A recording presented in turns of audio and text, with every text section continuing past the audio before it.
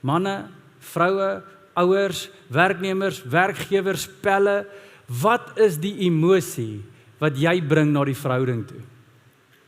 En hier is 'n groot vraag.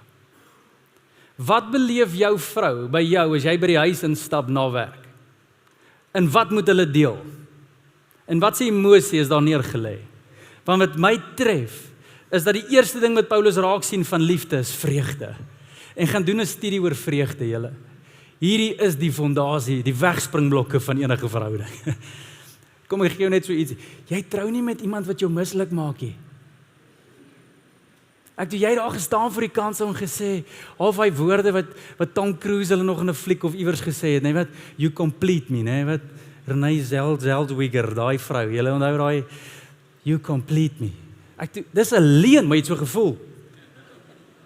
so gevoel. Want dis wat daai emosie gebring het van vreugde. As jy om met die persoon is, maak nie saak waar jy gaan en wat se probleme nie, jy sweef. Jare later sit mense in my kantoor en hulle kla en sê, luister, my vrou gaan my niks tyd om te kuier saam met die manne nie. Ek wil net bietjie tyd saam met die manne spandeer. Dan herinner ek daai ou. Onthou jy lank gelede toe jy gesê, al verloor ek almal, maar ek het net jou. Was dit vir my genoeg? Hoekom het jy daai gesê? Jy het gelieg. Maar hoekom het jy daai gesê? Want daai is wat die gedeelde emosie van vreugde gebring het vir jou. Dat jy vergenoegdheid beleef het by een persoon en jy het niks ander pelle nodig hê. En toe word jy groot. En toe raak gesprekke, ander gesprekke. Toe begin jy geïrriteerd raak en jy probeer probleme oplos en nou voel jy soos 'n voltydse probleemoplosser want jy moet jou probleme, jou vrou se probleme, jou kind se probleme, jou werksprobleme konstant oplos. En my vraag is, maar waar is die vreugde? Want as God, die God van liefde is en hy is in jou huis, is die eerste ding van die vrug van liefde wat ons sal raak sien, is die vreugde in jou huis.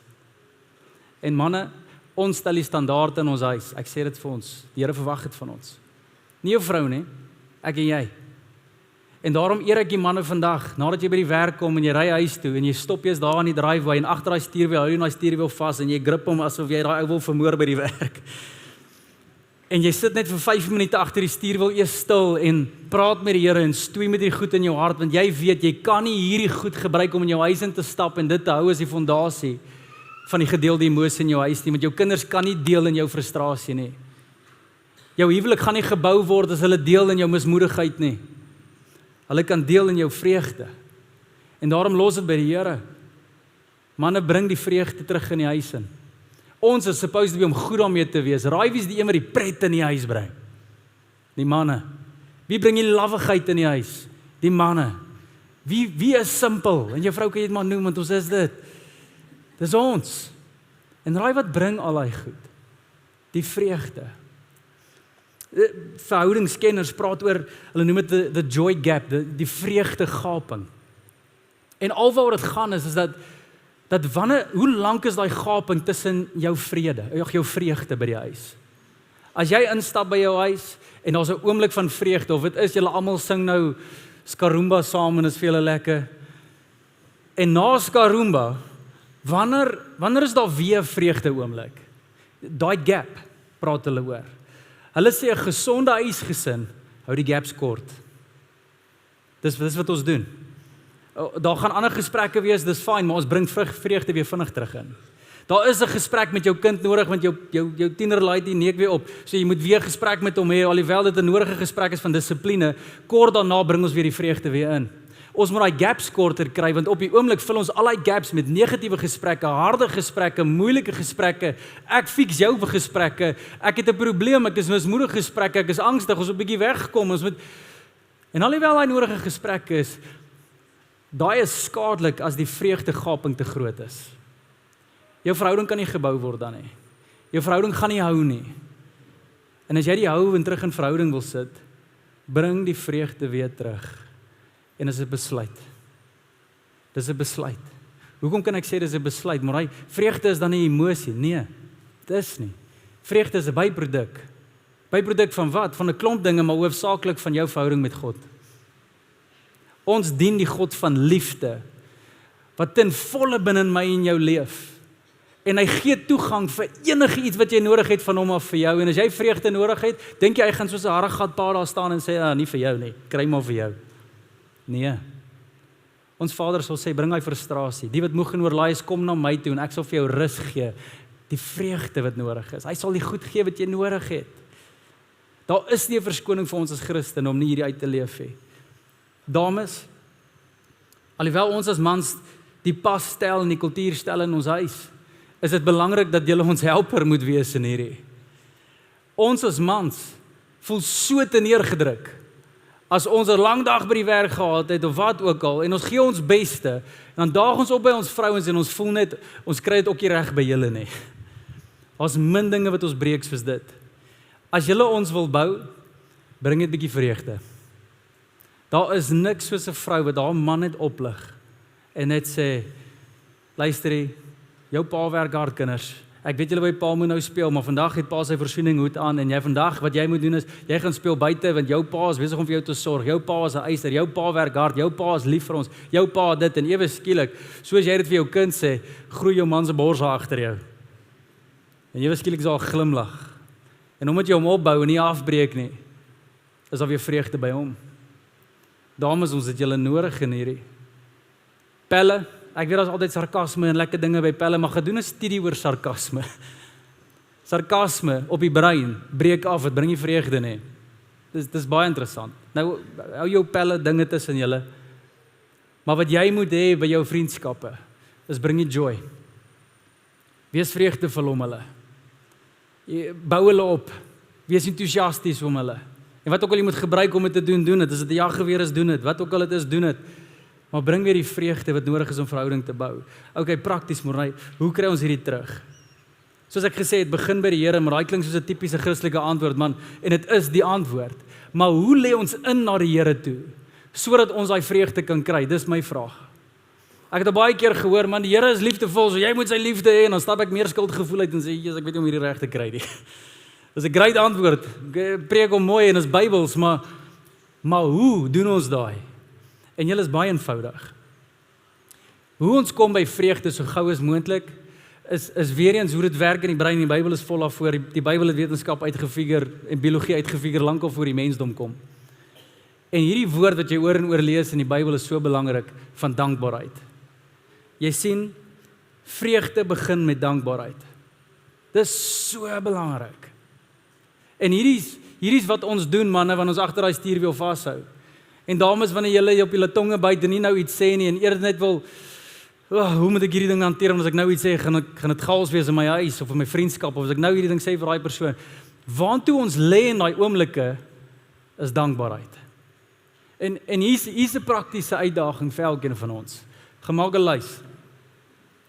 Waar jy die vreugde verloor het in 'n verhouding, of dit nou met 'n pel is of 'n broer is of 'n suster is of 'n ouma of 'n oupa of 'n ma of 'n pa of 'n kind of jou eggenoot, gemaak weer 'n lys van goed waaroor jy dankbaar is vir hulle. En ek lees hierdie sin en dit tref my net so. Weereens vir my, kom in en deel in my vreugde. Ek wonder wat se gedeelde emosie beleef mense by my as ek sê kom in en kom deel in my blank. Wat is dit? Is dit my frustrasie? Is dit my hoogmoedigheid? Is dit my beterwetendheid? Of is dit my sagmoedigheid, my vreugde, my vrede, my vriendelikheid? Kom in en deel in hierdie. Daai is so 'n belangrike sin. Maar die beginsel gaan oor vermenigvuldig dit. Ek het vandag vir ons 'n prop saamgebring. Dit is nie omdat die ligte af is en ek kan nie so lekker sien nie. Maar hierdie is so 'n groot tool in verhoudings.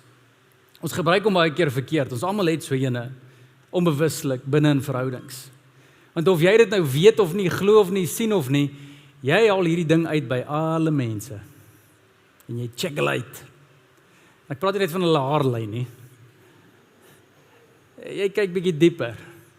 En in die eerste paar sekondes vanaf jy iemand ontmoet het jy al klaar hierdie ding uit. Trouwens, besoekers, vandag toe julle instap by hierdie kerk, het jy hom gehad en jy het ons kerk uitgecheck so. Nee, hierdie kerk, hoor nou weer hierdie musiek wat ons sing. Hoor nou weer hierdie, daai ou is by die kerk, ek ken hom. Hy skuld daar baie mense geld, ek is bly hy is by die kerk. Ons check hierdie ding so. En hier's die ding. wat vir my interessant is, wanneer dit kom by dating, dan haal die mense wat date hierdie ding so pragtig uit. En hulle haal hom uit en hulle fokus op 'n persoon en sê, wow, kyk hoe mooi hanteer hierdie persoon ander. Kyk hoe geduldig is hulle. Kyk, wow, check, hulle kry amper net niks fout nie. Jy weet, hierdie is so uit die hemel uit vir my gestuur. En ons tel die seëninge en is net vreugde julle, amazing goed. Waar jy eintlik jou vergrootglas moet optel en sê, ja, ek weet hy's lief vir die Here, maar kan hy sorg vir my? Jy weet, kan hy ten minste net 'n rekening betaal? Is hy man genoeg om op te staan en te vergewe? Kan hy dinge nog uitsorteer in sy lewe? Hierdie ding is baie belangrik julle. Maar dan kom dit in verhoudings wat al gevestig is, dan haal ons hom uit wat ons hom uit moes haal vir dating, het ons hom nou verkeerde kant om, en nou ewe skielik soek ons nie vir die mooi nie, ons soek nie vir die seëninge nie, ons soek nie vir die lys waarvan ons dankbaar is nie, ons soek vir die foute. En ons het gepraat mos nou hier oor hierdie, nou het ons gepraat daaroor, nou gaan ek kyk of jy dit doen. Hoeveel keer moet ons nog hierdie gesprek hê? Ons het mos nou al oor gepraat. Ons check hom uit. En hier is die ding, waarvan ons almal vergroot iets in verhoudings met almal. Die vraag is, wat vergroot jy op die oomblik?